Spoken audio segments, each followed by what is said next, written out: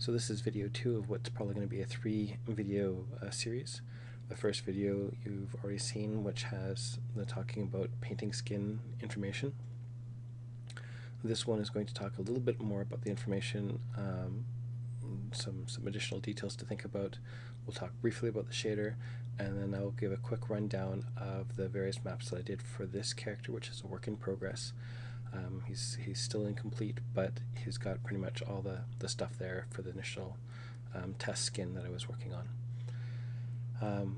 The final video is just going to be me pretty much painting in Mudbox and going through maybe creating a couple of brushes in Photoshop to use inside a Mudbox to be able to paint it step by step, just like the original video that I did there, without the excess discussion. So it's just going to be me going through, and that's for the people that they want to see the process going through, and that'll be fine. However, this one should be sufficient, that if you just watch this one to the end, you should be able to get everything done just from this one video. So first off, this image here just shows you what the end process looked like and the colors that I used for the zones and then for the various layers on top of that. So these are the color zones that I used here.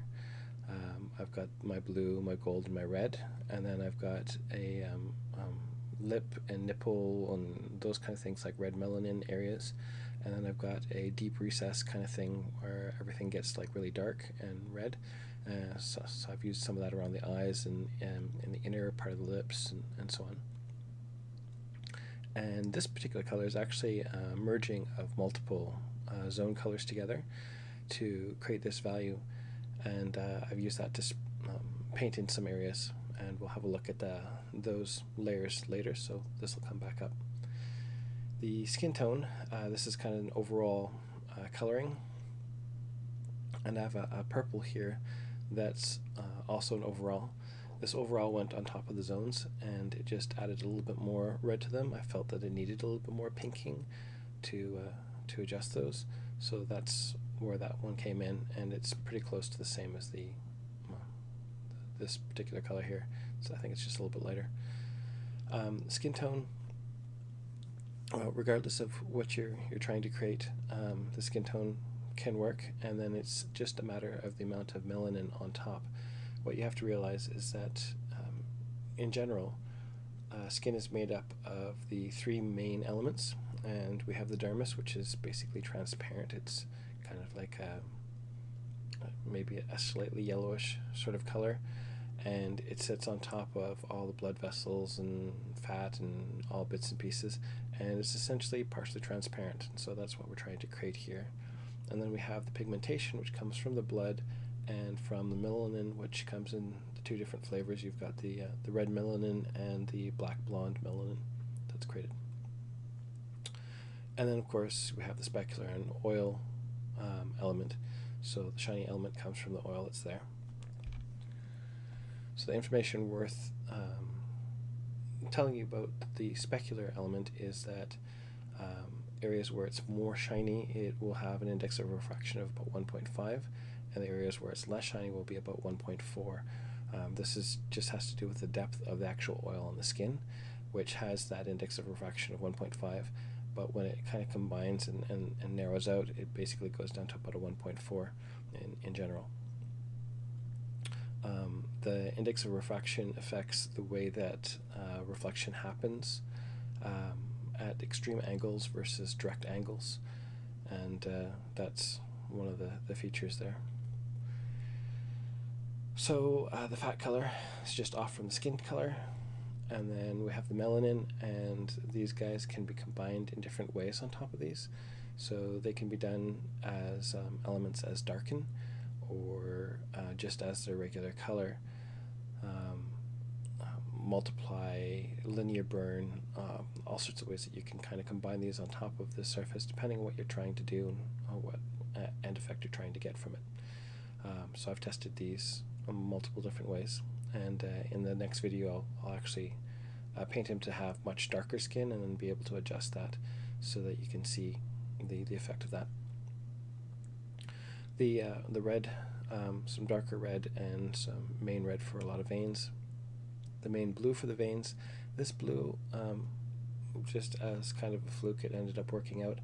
I used this for the main veins that you saw in the previous video where I showed all the main veins of the head, the main blue veins anyways, and just set it to really low opacity, and it worked out. But it's essentially this blue, it's just more saturated, and I just really dropped it down and applied it as a layer mode, I think.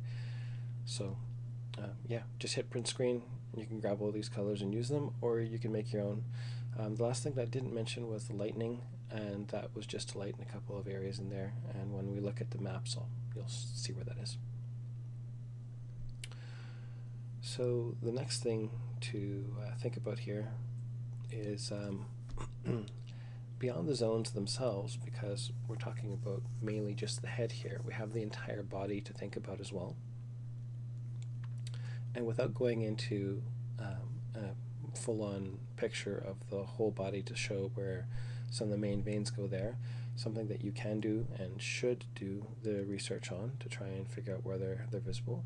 And really what's lucky with us is that we're, assumedly, if you're watching this, you're a human being, and you have a body in front of you, and you can go ahead and the privacy of your own home, investigate your arms and your legs, and look at yourself in the mirror. And if you have somebody who's willing to, take off parts of their clothes or allow you to stare at portions of their body, you can examine that as well and see, where areas are more translucent or not for that particular skin type. There's also research that you can do online. There's tons and tons of reference images all over the place. A lot of them really high res reference for our artists. There's lots of wonderful people that have been very generous and been providing that, and others that are looking for a way to pay their rent and have provided a bunch of different references as well. So go ahead and take a look at that and pay close attention. In general, however, blood pushes away from the core of the body.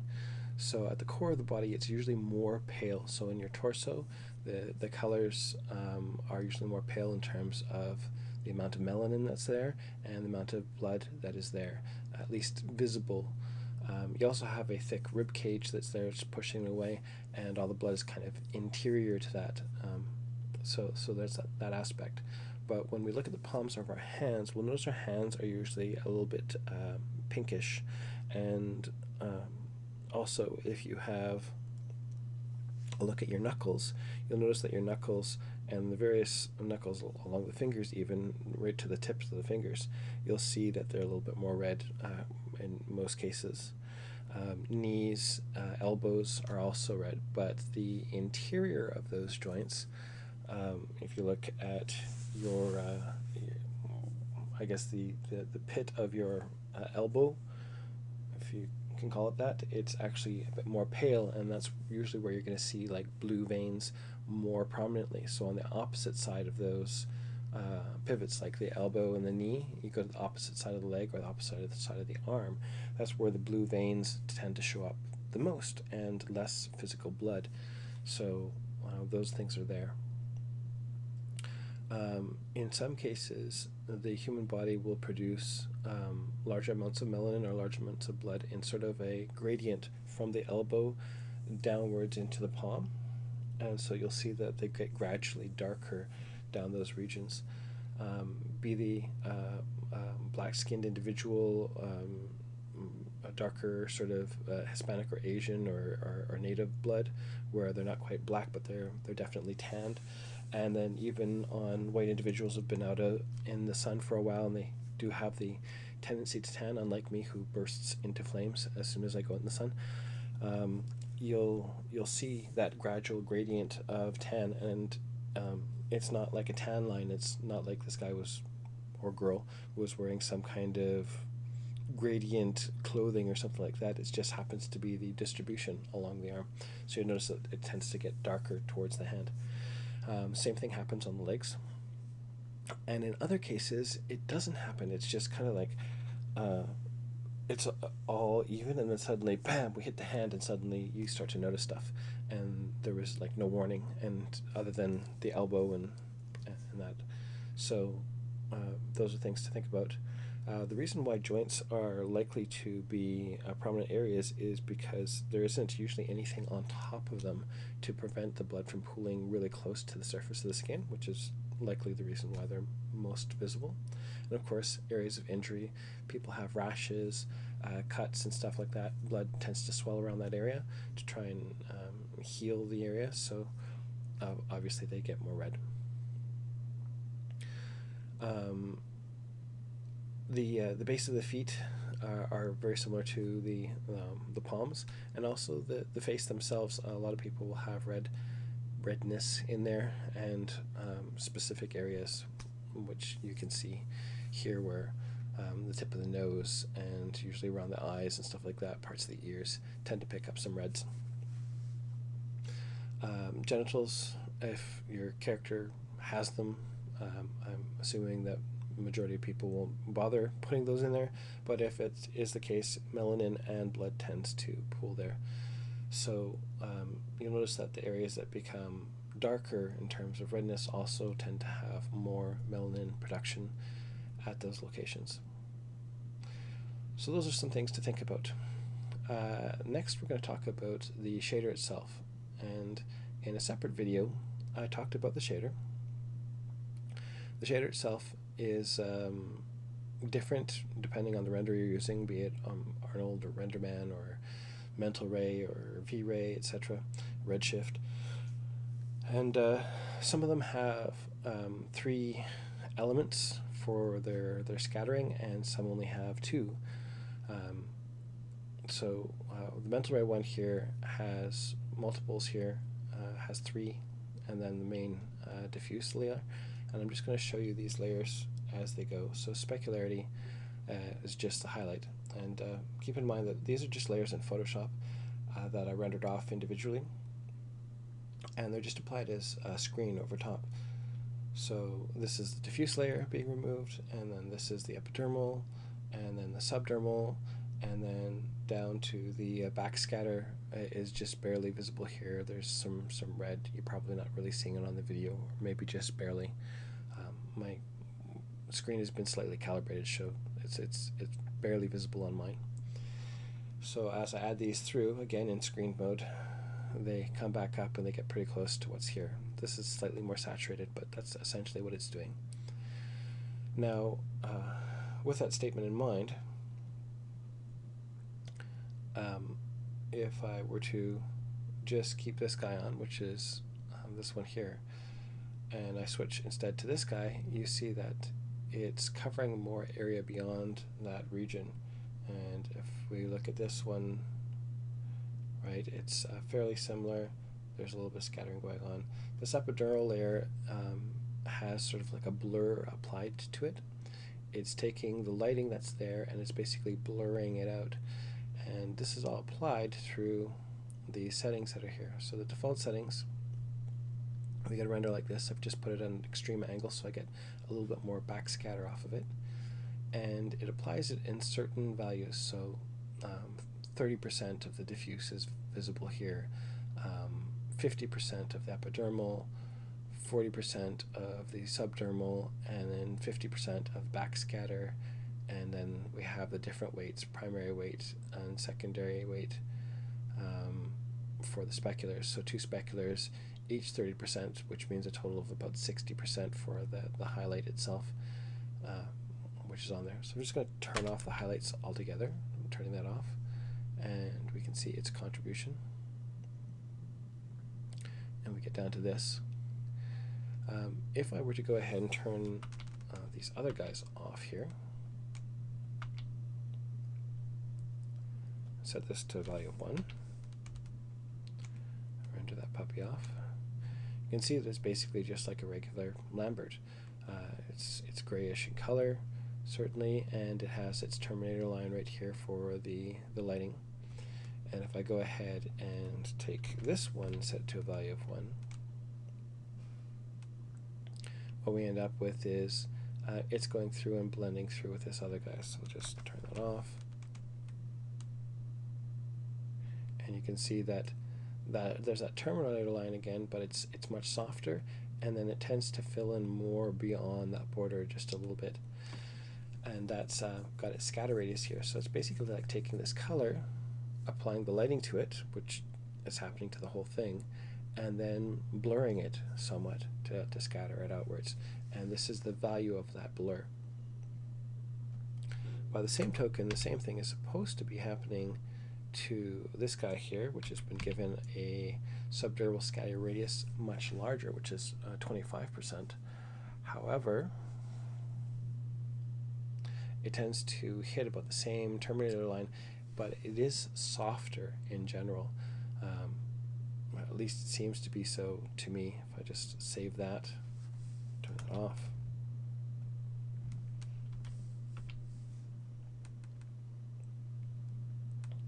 And flip back and forth between them, you can see they're pretty close to each other. The main difference being that the subdermal is noisy because of the scattering information. So it is blurry to some degree, but there it is. Something that could be done to identify it a little bit stronger would be to plug in the same map into both of these, or have the same kind of values plugged in both of these. So let's take a map and see if anything actually happens to it. So I'm just going to go ahead and plug in a map. And these are the kind of things that you should do whenever you're curious about how something works. You should go ahead and take the opportunity to try and experiment with it, see what is produced. So I'm going to go ahead and produce, I don't know, I'll put a green and blue map that I'll plug in there. Go to Hypershade.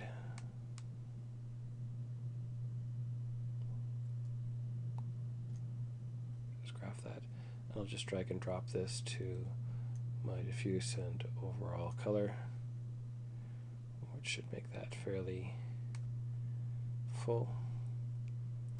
And I will render one off, which is the diffuse, and we'll store that and turn off the diffuse, and then we will do the subdermal.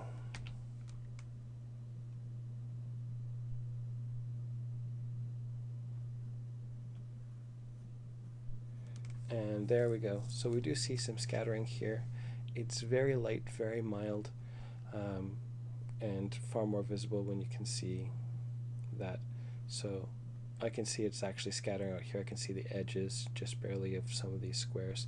So there is in fact some scatter going on, and it's very subtle. You also notice that it does darken here, and again that goes along with the idea of blurring out the light map that happens here. So by increasing some of the quality of these, you'll get usually some better results off of this stuff. Light map itself, 64. I could go, I don't know, 256 or something like that. Ridiculous. And notice when I render that off, I get much higher quality here, and the scattering itself is actually much more evolved. So we could really see the scatter. So it looks like without upping your samples, you really don't see the amount of scatter that is actually occurring with this. So it's an important thing to notice. Now, the distance of 25 is a little bit ridiculous, but so be it. Your goal here is really to try and mimic what you see in any of your references. So let's just turn on the backscatter so we can see what that does. And not so much. I'm seeing a little bit of some of like the original colors that are there, and I'm wondering if, let's just break that connection and set that to white. Yeah, that's what's doing it. So the overall color is also impacting that a little bit. So set that back, and let's see how that's impacted this one actually.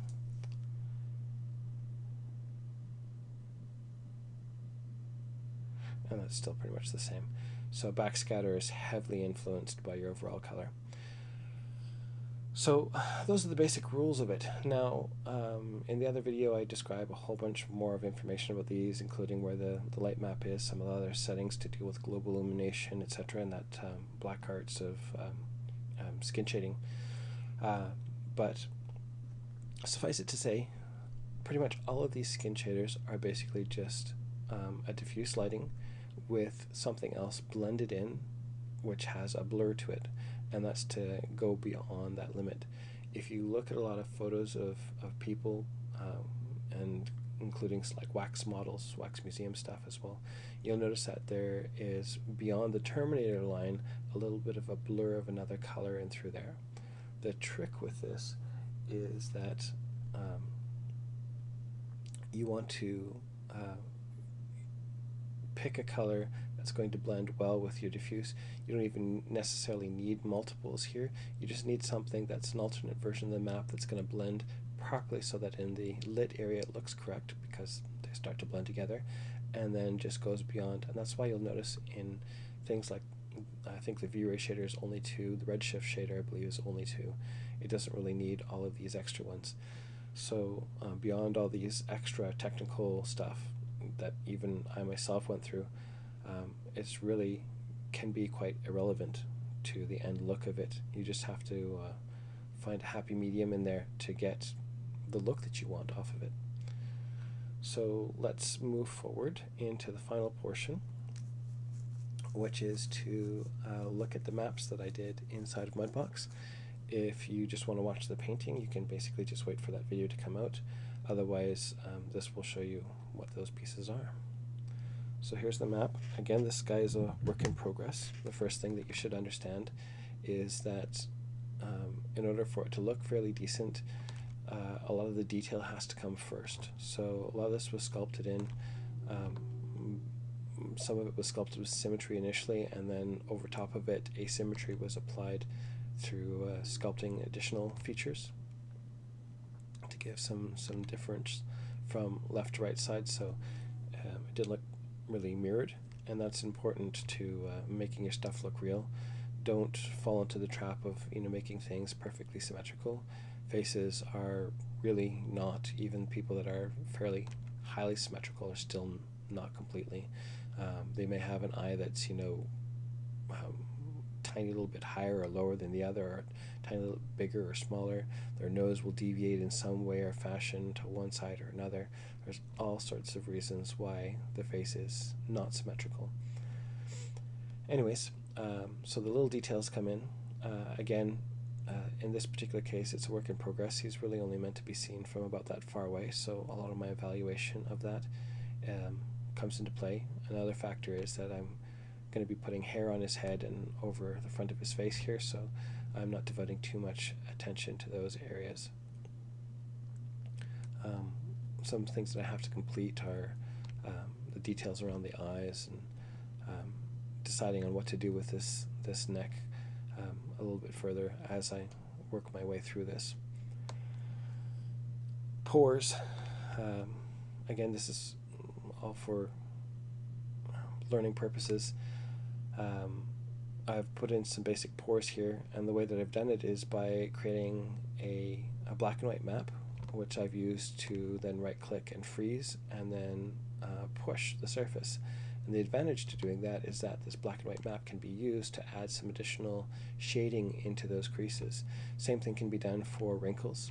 I did an alternate variation on that, and again, this will be part of that other video, where I did a displacement map where I baked that out from the surface and then took it into Photoshop and adjusted it in order to pull the creases information out.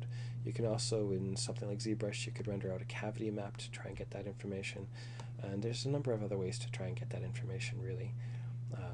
You could even do probably a normal map and grab the blue channel and probably get some of the detail out of that, for that matter.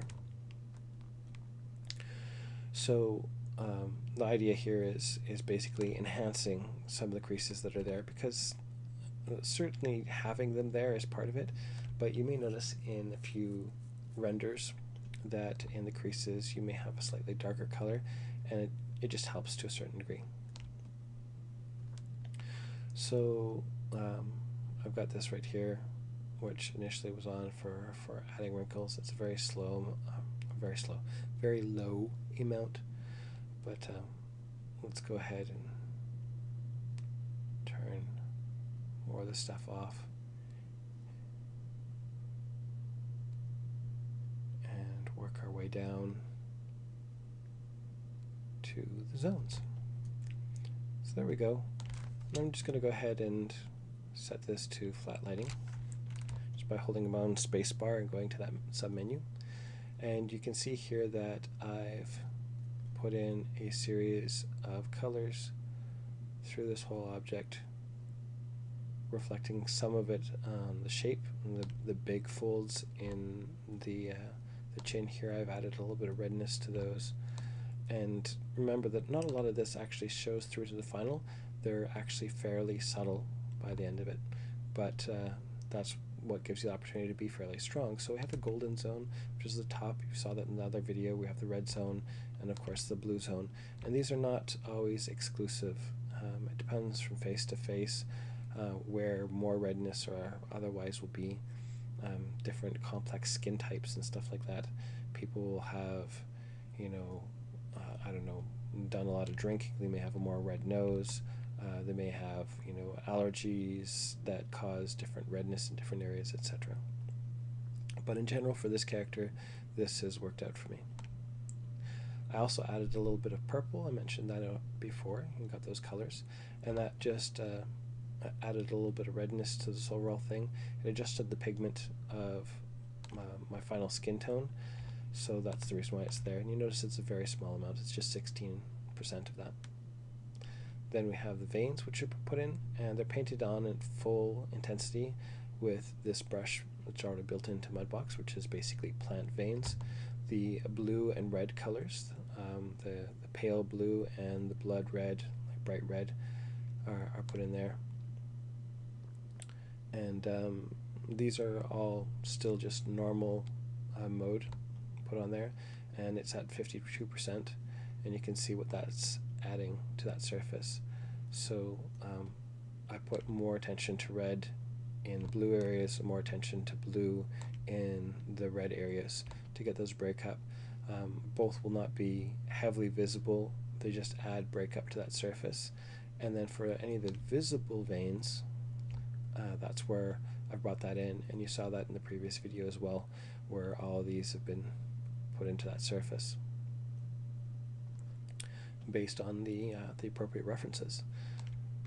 Then we have the fat, and the fat is also done with this, but the trick with the fat is, and it's that yellowish color, the yellowish cream color, is that I layer it on fairly thick, and then I go back with this as an eraser.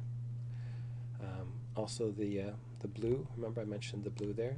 I've got this down to 17%, and I've got it set to color burn, so it's actually darkening that, and that's how that blue color is working. I may have also adjusted its color.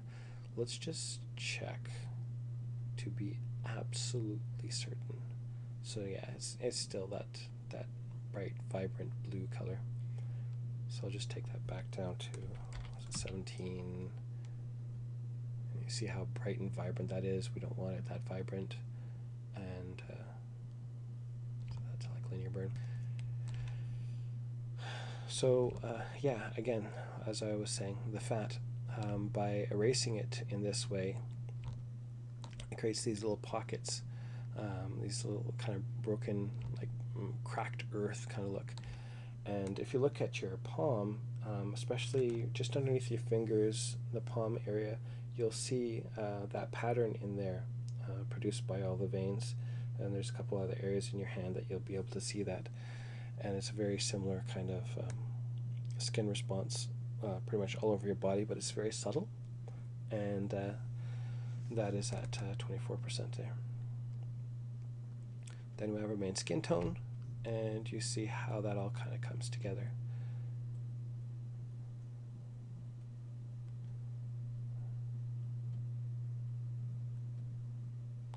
So the details.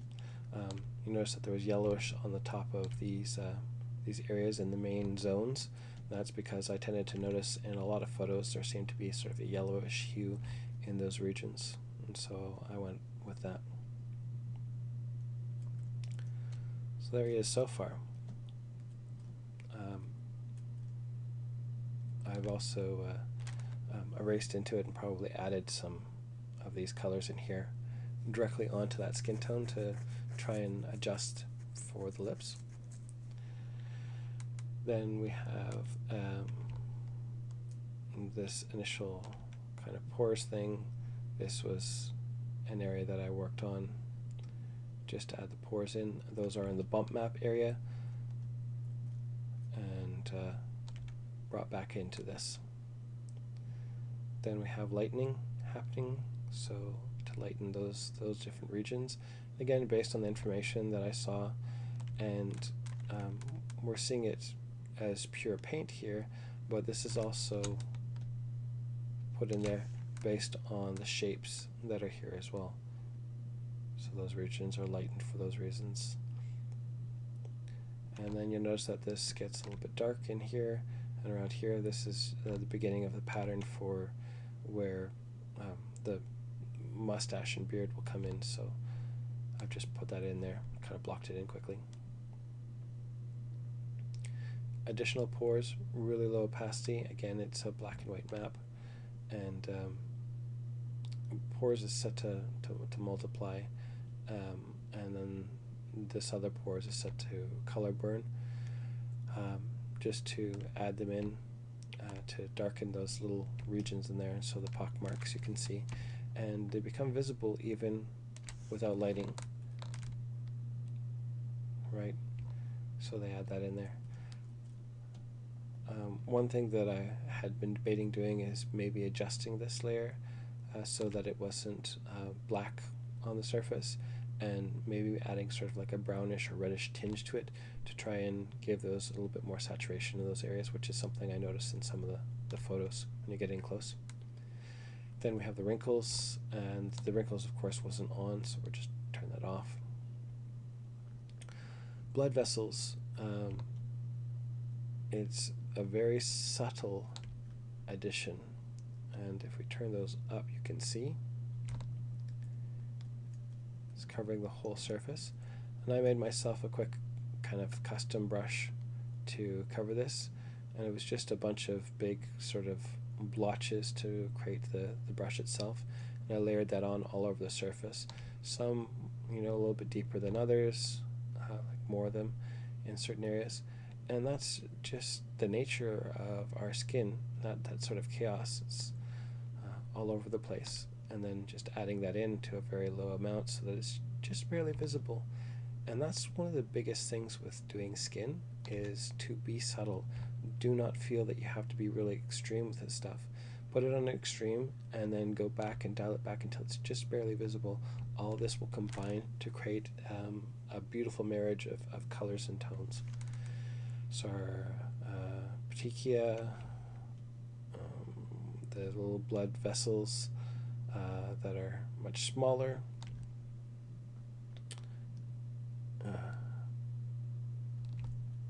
and this was done with this brush here, which is just a bunch of dots, and these sometimes are more burst and bright and vibrant. You'll notice them as you get older.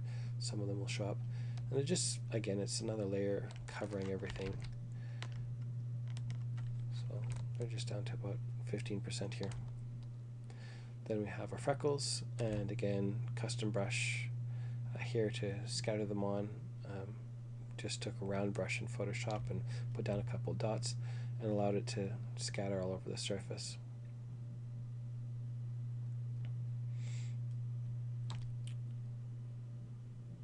And freckles are just set to normal, so they're that light brown color, that sort of chocolate-y color. Then we have the age spots, which again is that color, but I've set it to hard light, down to about 20%. And what this is, I believe I actually used this texture, which I, again, just like the fat, I layered on a whole bunch and then I erased with the same brush, and it broke it all up, and I got a whole lot of this coverage, and it's pretty much all over. You want a fairly strong coverage throughout the whole thing. and that's if you want this person fairly aged. And then some individually painted moles, and that's set to normal, and that was using, I think, the more reddish color for some of these. And you see how that all comes in. And then we have the cavities, which was the displacement version, and that is done, we'll select, with linear burn, and that's adding some redness. Since it's on top there, it's adding a little bit more saturation, despite the fact that it's using sort of like a darker color. So manually painted moles and stuff like that, some darker values, etc. And when we go ahead and set that into lit mode, you can see how that all looks. So those are all the maps, and once I get that other video done, I've got a little bit extra time lately, so I'll put that up hopefully soon. And that's it for today.